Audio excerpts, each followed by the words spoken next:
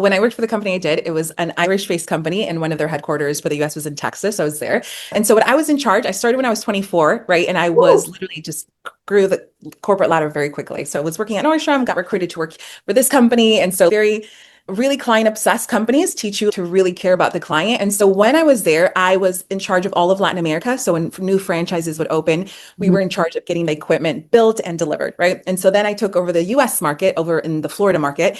And Mhm. what happened being in the Florida market is that I would go to the locations, right? So I would speak to the general contractors and I would see what would sometimes happen. There was just a mix up, right? So Mhm. there was just some administrative hiccups, right? And so it's the electrician with this, with that. And so there's some dysfunctionality there that could really be tightened up.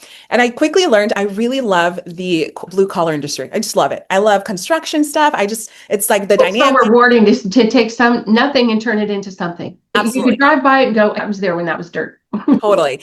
And so kind of really got used to, okay, going and checking out when, did the equipment arrive? How's it looking? All that stuff. So through that, I kind of identified that, okay, cool. The type of client that I best work with, right, Mhm. is anyone in kind of that blue collar world. So if they have a gutter company, if they have a windows and door company, right? If they have, and then it came about a roofing company and I was, let's double down on this roofing thing, right? So just that's kind of how that story happens. But really it happens because in my corporate life, I started to see that I really this general contracting kind of blue collar world. So I that's think kind of where most that people started. don't think five-star customer service and roofing company in the same sentence.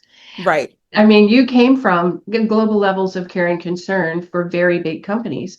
And the Hmm. fact that you could bring that into the blue collar industry, you had to have set yourself apart pretty quickly.